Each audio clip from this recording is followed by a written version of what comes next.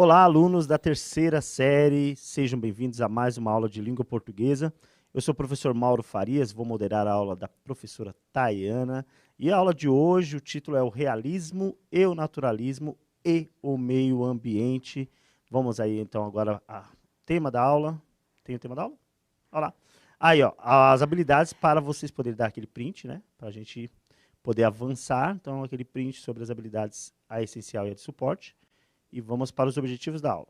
Perceber a construção de sentido em produções literárias do século XIX, mediante a utilização de palavras e expressões em textos da época. Relacionar a construção de sentido do texto literário do século XIX ao contexto de produção que o envolve e às marcas linguísticas que o caracterizam.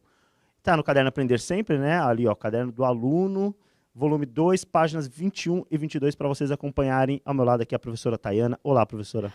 Olá, professor Mauro. Então, estamos aí. Mas essa aula, vocês também podem acompanhar o spoiler das nossas aulas pelo nosso Instagram, Língua Portuguesa, CMSP_EM. Lá a gente falou. Qual é o assunto de hoje? Nós vamos falar sobre o cortiço, né, gente? Então, vamos voltar um pouquinho às aulas. São 4 aulas e nós estamos hoje na terceira aula dessa sequência. Então, é preciso costurar essas ideias para que se entenda a sequência. Assistir uma aula isoladamente e fazer a avaliação apenas de uma aula, você não vai conseguir entender o contexto. Então, se vocês perceberem, lá na primeira aula, a gente falou de lixo, falou de meio ambiente. E depois a gente vem falando de naturalismo, realismo, romantismo. Sobre a questão do lixo, do meio ambiente, a gente vai retomar. Mas vamos falar um pouquinho agora da literatura. Então, algo que marca muito, eu sempre digo para os alunos, algo que marca muito é essa questão do romantismo e do realismo, porque eles são muito diferentes, né? São escolas literárias, são épocas, são conceitos que se quebram, né? Então, eu tenho o romantismo e o realismo. Eu sempre falo para o aluno, quer aprender literatura, escola literária, marca essas duas, sabe? A gente sabe que o romantismo são 3 fases, depois vem o realismo, é claro que não é de um dia para o outro, é uma tendência que vai se concretizando. A gente falou de Machado de Assis. A gente deu conta, Brás Cubas, aqui na aula passada? Não deu. Então, Machado de Assis precisa ser estudado à parte. Mas hoje, a gente entendendo o romantismo, a tendência romântica, o realismo, tendência, né, do realismo. E dentro, paralelo, simultâneo a esse momento, eu tenho o naturalismo, que é aqui que começa a nossa aula. Então, na aula anterior, a gente chegou a falar sobre quais as características do naturalismo, que é simultâneo ao realismo, é no mesmo tempo, na mesma época, tá? É simultâneo. Então, quais as características, como que acontece? Vocês foram falando e a gente focou no livro O Cortiço, que eu digo para você, meu querido aluno da terceira série do ensino médio, você já leu O Cortiço, né? Não leu? Olha, você está perdendo, porque já era para estar pronta essa leitura, né, prof? Excelente obra, né? E era para já ter adiantado pelo menos um pouquinho aí. Já para ter. Maravilhosa. Na segunda série, né? Porque o naturalismo já é visto um pouquinho na segunda série. Mas tudo bem. O que eu vou fazer hoje? Eu não vou comentar, então eu vou soltar o vídeo primeiro. Um trailer, que eu achei tão bonitinho para colocar para vocês, do Cortiço. Vocês vão percebendo os temas que vão aparecendo, porque já podem fazer essa relação, contexto social, enfim. Vocês vão observar primeiro o trailer e depois a gente volta para comentar aí as percepções de vocês, tá bom? Então, presta bem atenção nesse trailer aí do Cortiço. Vamos lá assistir?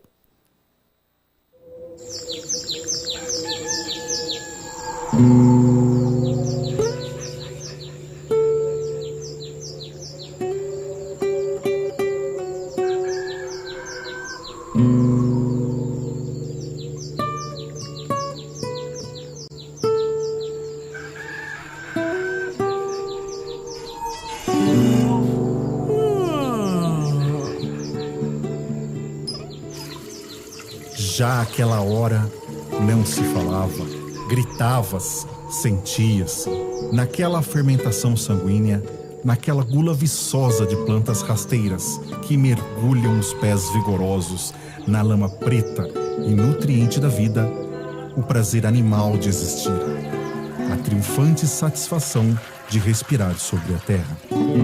Albino, quem é aquele pedaço de homem? Aquele lá é o Jeromo, Rita. Vai trabalhar na Pedreiro, coitado. Senhor João Romão, sou muito qualificado. Não trabalho por menos de 70 mil réis. O quê? Tá. Mas lhe pago isto só se morares aqui e comprares somente em minha venda. Ora, pois, não vejo por que não. Bom, muito bom. Um reduto de exploração. Trabalhe com gosto, homem. Senão te mando embora. Este Jerônimo só me faz lucrar.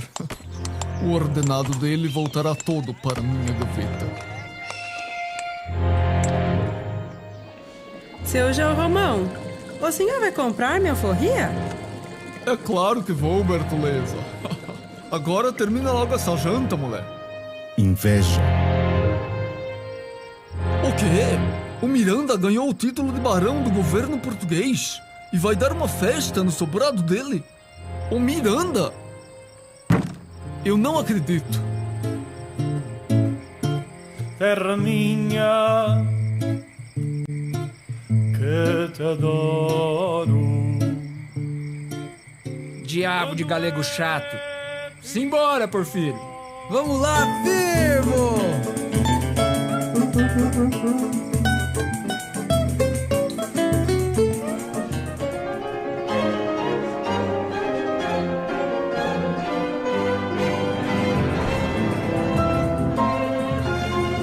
Mas que suporte de barulho!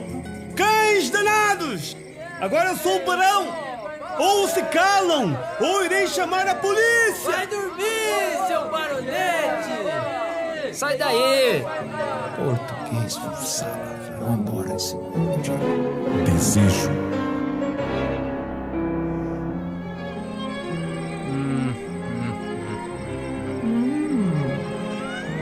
Olha só quem vem aí, rapaz. Olé! Bravo! É a Rita Baiana! Ira. Ai, o Jeromo. Meu bem, se quiser estar comigo, dou uma perna ao demo. Ah, galego ordinário. Tá mexendo com a minha mulher? Ah, vou te mostrar! Não, firmo, não! Abram! Abram! É a polícia! Desordem. Toma, perua choca! Olá! O doce tá queimando! Acudam! Fogo! Acudam! Fogo! Fogo! Leva a choca pra fora! Alguém! Vamos entrar! Abre! Cego aqui não entra! Pode o meio determinar as ações do homem? Um dos expoentes do naturalismo brasileiro, de Aloysio Azevedo, O Cortiço, na biblioteca da sua escola.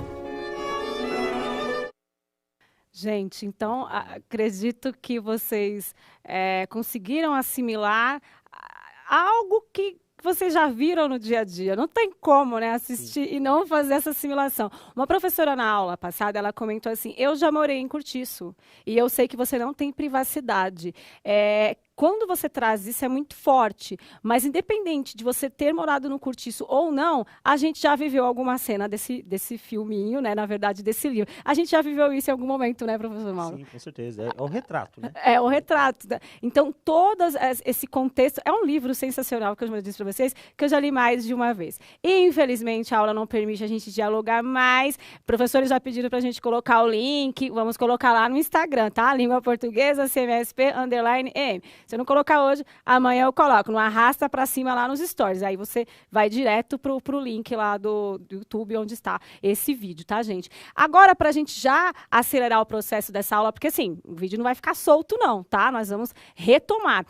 O aluno, às vezes, entende melhor, né? Quando ele assiste, eu sou dessas, né? E a gente também vai colocar a parte aqui, um trecho do livro, de comentar, onde aparece como que o homem tratar da coletividade e uma parte que a gente vai trabalhar essa questão que nós não falamos na aula passada, porque nessa que vai frisar mais, essa junção do homem com o animal, né? Muitas vezes, uma coisa que me chamou muita atenção também, Mauro Farias, foi tocando a música clássica ali, o samba do outro lado, aquela guerra... A coisa do europeu com o português, né? Com o homem brasileiro, né? Sim, com essa... escravo, essa miscigenação. Isso acontece até hoje, né? Isso se repete. Essa mistura o tempo todo. Essa mistura o tempo todo. Vou pedir para o professor Mauro ler o panorama histórico ali do Rio de Janeiro, na época em que foi escrito essa obra, né? Em que essa obra foi escrita. Então, ele vai ler, vocês prestem atenção aí na leitura e vão fazendo as anotações de vocês.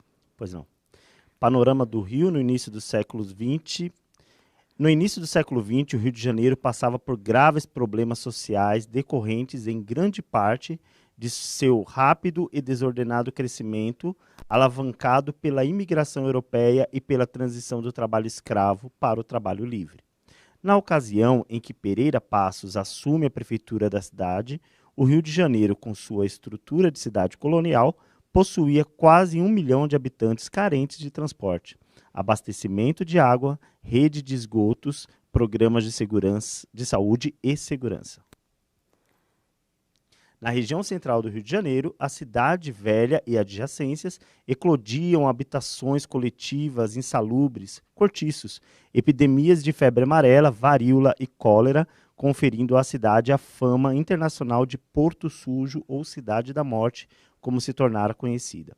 A reforma urbana de Pereira Passos, período conhecido popularmente como o Bota Abaixo, visou ao saneamento, ao urbanismo e ao embelezamento, dando ao Rio de Janeiro ares de cidade moderna e cosmopolita.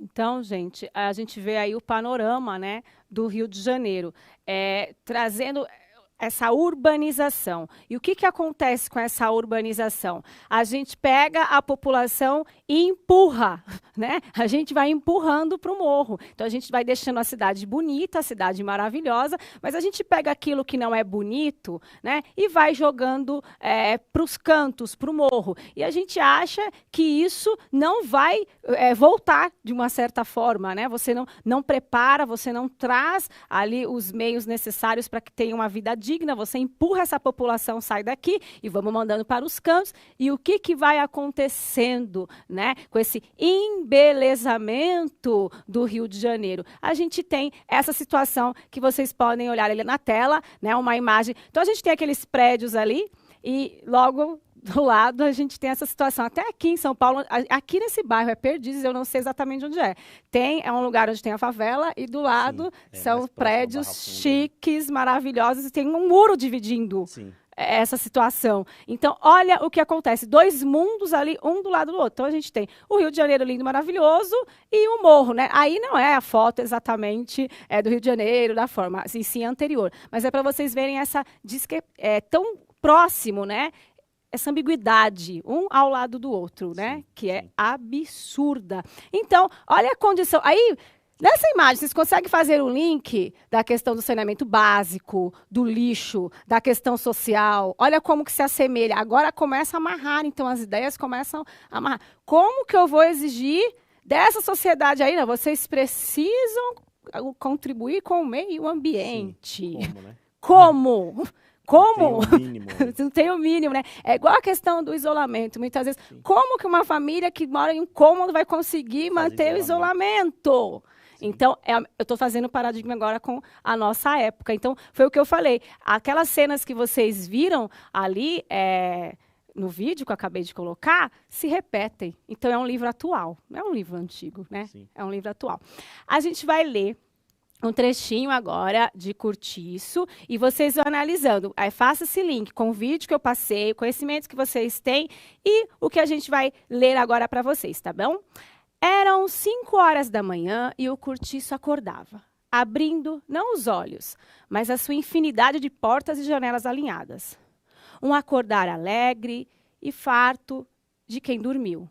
De uma sentada, 7 horas de chumbo, como que se sentiam ainda na indolência de neblina as derradeiras notas da última guitarra da noite antecedente, dissolvendo-se a luz loura e terna da aurora, que nem um suspiro de saudade perdido em terra alheia. A roupa lavada que ficava de véspera nos curadouros umedecia o ar e punha-lhe um farto acre de sabão ordinário. As pedras do chão, embranquecidas no lugar da lavagem, e alguns pontos azuladas pelo anil, mostravam uma palidez grisalha e triste, feita de acumulações de espumas secas. Entretanto, das portas surgiam cabeças congestionadas de sono. Ouviam-se amplos bocejos, fortes como o marulhar das ondas. Pigarreava-se, grosso, por toda parte. Começavam as xícaras a tilintar, o cheiro quente do café aquecia, suplantando todos os outros. Tocavam-se de janela para janela as primeiras palavras, os bons dias. Reatavam-se conversas interrompidas à noite. A pequenada, cá fora, traquinava já, e lá dentro das casas vinham choros abafados de crianças que ainda não andam. No confuso rumor que se formava, destacavam-se risos, sons de vozes que altercavam sem se saber onde grasnar de marrecos, cantar de galos, cacarejar de galinhas. De alguns quartos saíam mulheres que vinham pendurar cá fora, na parede, a gaiola do papagaio. E os louros, à semelhança dos donos, cumprimentavam-se ruidosamente, espanejando-se à luz nova do dia. Daí a pouco, em volta das bicas, era um zum-zum-zum crescente, uma aglomeração tumultuosa de machos e fêmeas. Uns após outros, lavavam a cara incomodamente, debaixo do fio d'água que escorria da altura de uns 5 palmos. O chão imundava-se. As mulheres precisavam já prender as saias entre as coxas para não as molhar. Via-lhes a tostada nudez dos braços, do pescoço, que elas espiam suspendendo o cabelo todo para o alto do casco. Os homens, esses não se preocupavam em não molhar o pelo. Ao contrário, metiam a cabeça bem debaixo de água e esfregavam com a força das ventas e as barbas forçando, fungando contra as palmas da mão. Gente, pode voltar aqui para mim um pouquinho. Então, vocês perceberam nessa leitura e dá para fazer um link com o vídeo, né, que foi apresentado. Como que ele vai falando, ao invés de falar cabelo, ele fala os pelos, e esfregava, né? A Pro colocou aqui, né, o zooformismo, né? Ou seja, essa Isso. transformação do ser humano em animal. Quer dizer, vai perdendo um pouquinho da dignidade, né? Já não se preocupa mais Sim. com as questões que normalmente o ser humano se preocupa, né? Ou deveria se preocupar. Sim, vai trazendo a margem, né, da sociedade carioca, Rio de Janeiro, da Terra Maravilhosa, isso, né? Essa forma de mostrar. Só para trabalhar com vocês, eu não vou trabalhar em forma de pergunta, apenas explicando, né, que o gênero narrativo é quem conta a história. Pode ter em primeira pessoa ou em terceira pessoa. No caso do Curtiço, o narrador é uma personagem? E aí? Não, né, gente? O narrador não é um personagem. Tá? Ele conta a história em terceira pessoa. E contando a história em terceira pessoa e sendo onisciente, ele tem ciência de tudo que acontece, o pensamento das pessoas, o comportamento das pessoas. Não é uma suposição de quem escreve, mas é uma certeza, é um fato que ele vai escrevendo e descrevendo ali os detalhes. Não é a forma com que ele enxerga, mas é a forma que é, né? Porque o personagem ele enxerga, a partir do que ele vê, ele descreve. Agora, o narrador, que ele é onisciente, ele descreve fatos, certo? Então agora eu vou deixar para vocês, essa pergunta vai ficar aí. O que você percebeu em relação à linguagem do narrador quando ele descreve as personagens? Que efeitos de sentido essa narrativa provocou em você como leitor? Então vamos deixar um minutinho e a gente já volta discutindo esse belo texto aí que a gente trabalhou hoje. Vamos lá?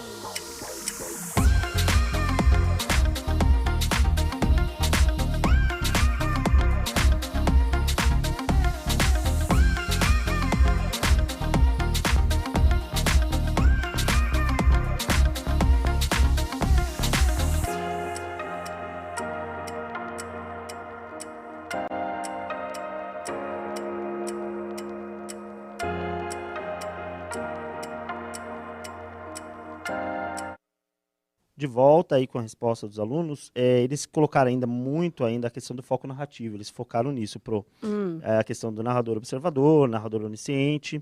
Aí teve um aluno aqui, o Jean Carlos, colocou, ele descreve como se fossem inferiores, nada com muita importância. Aí depois começou a vir outras respostas aqui, ó, sentimento de tristeza, da Pro Andréia. A meu ver, pode falar. Não, é quando a Pro Andréia falou do sentimento de tristeza, me veio à mente essa questão que ele fala da aurora, do dia raiando, e ao mesmo tempo mostra um dia tão belo e as pessoas tão tristes, né? Isso, aí começa com essa sensação da tristeza, né? Olha, ao meu ver, o personagem principal dessa obra é o próprio Cortiço. Na verdade, isso aí é um debate muito grande, e já se fala muito disso, né? Que o Cortiço, ele acaba criando vida, né? Vira um personagem. Pode ser sim. A Procheila dizendo a animalização do ser humano devido ao meio em que vive. O aluno Danilo, como seres inferiores, sem importância.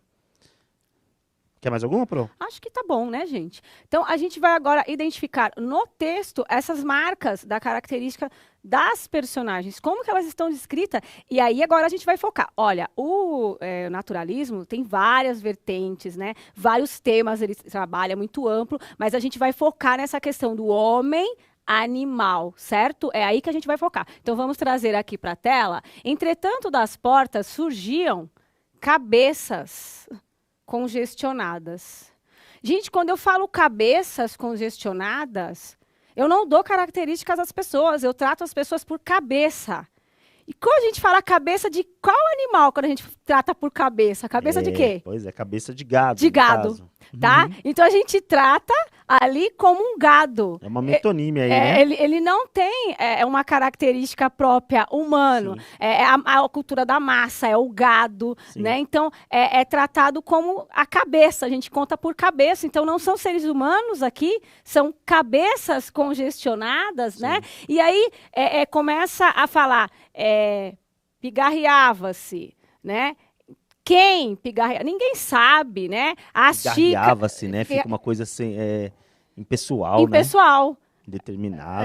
Vende-se, quem está vendendo, né? A gente pode até usar os... falaram, quem falou? Pois é, não quer pessoalizar nada. Nada, né? tá? Tudo impessoal, tudo jogado. E aí continua, né? Das conversas e tudo.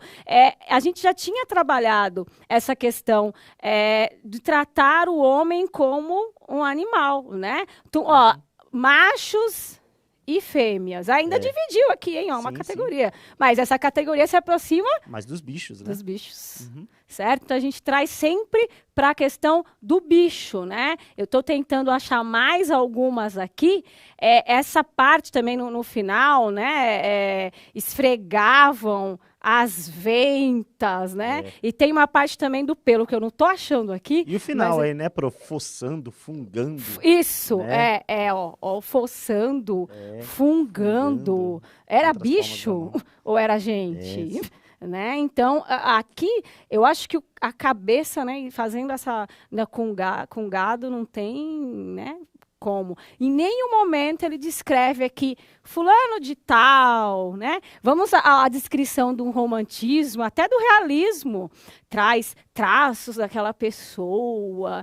Aqui não. Aqui é a coletividade, como vocês falaram na outra aula, e a coletividade de forma agressiva, né? E essa coisa do gado, da massa, da não identidade, está presente só lá no Cortiço, lá naquela época.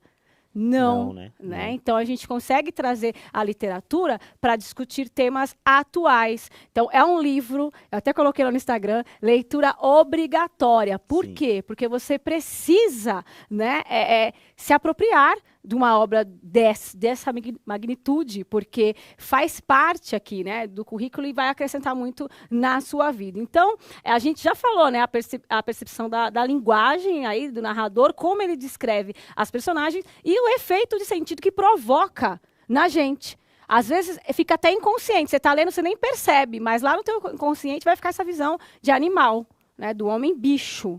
O homem bicho.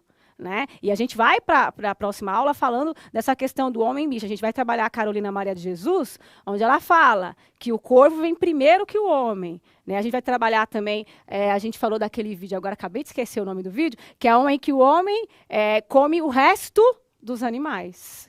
Certo? Então vai além disso, a gente vai fazer esse link na outra aula. Só para encerrar aqui, o tempo do cortiço é linear ou alinear? Então, há cronológico, uma organização cronológica, ou trabalha conforme o psicológico?